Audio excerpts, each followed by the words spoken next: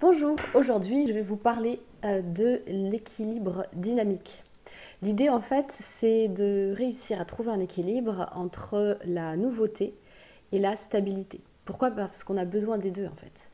Je vais prendre un exemple très symbolique. Nos pas quand on marche, en fait on n'est jamais, quand on est debout on est stabilisé sur nos deux pieds et dès qu'on commence à marcher en fait on perd l'équilibre. Il y a un pied qui est en déséquilibre et un pied qui est en équilibre et on alterne sans cesse entre les deux. Et l'idée, c'est que, en fait, pour évoluer, pour grandir, pour vivre pleinement notre vie, hein, pas, pour éviter justement d'être soit complètement figé, soit dans une course effrénée sans stabilité, l'idée, c'est de vraiment comprendre que ce pied qui part en avant, il part quelque part à l'aventure, il va se confronter à de l'inconnu, en quelque sorte, hein, symboliquement. Et le pied qui lui est bien stable, il peut s'appuyer sur cette stabilité, il peut s'appuyer sur ce confort, sur ce connu, sur ce côté rassurant en fait.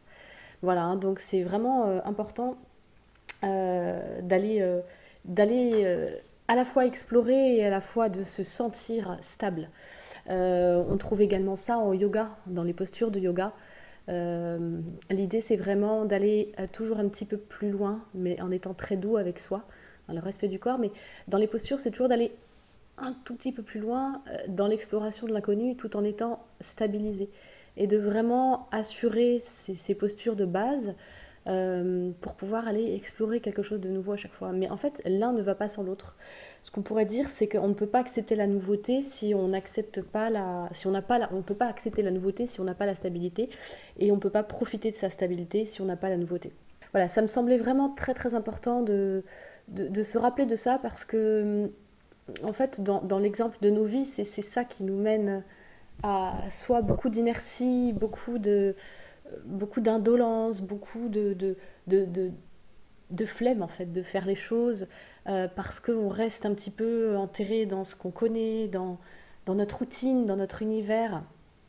Euh, et par ailleurs, si on est sans arrêt par mon, par vos, qu'on est tout le temps euh, dans la recherche de nouveautés, frénétique, effrénée, euh, et ben on a quelque part, il manque pour être vraiment, pour le vivre bien en fait, et pour que ça apporte vraiment quelque chose, il manque cette stabilité. Hein, et là, on peut la trouver à travers quand même quelques petits rituels. Après, on a peut-être une dominante dans nos caractères. Chaque caractère, chaque personnalité a droit à sa singularité. L'idée, c'est simplement de ne pas perdre de vue ces deux notions. Hein. C'est difficile d'être dans l'équilibre en fait. Par ailleurs, si on se rappelle que cet équilibre est important et qu'il existe, là, on peut déjà activer les zones de notre cerveau qui sont dans cette conscience, qui sont dans cette vigilance, sans être non plus obsessionnel. L'idée, c'est pas non plus de devenir obsessionnel. On voit bien, hein, on a une démarche différente selon les jours, on a une démarche différente selon ce vers quoi on va.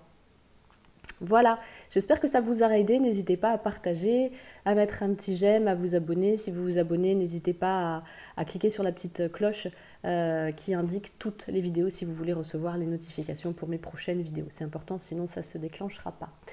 Voilà, merci à vous et bonne journée. N'hésitez pas à mettre des commentaires si vous avez des questions ou des sujets qui vous intéressent, sur lesquels je pourrais disserter, méditer et vous informer en allant chercher dans mes références et dans mon expérience surtout. Voilà, à très bientôt. Ciao.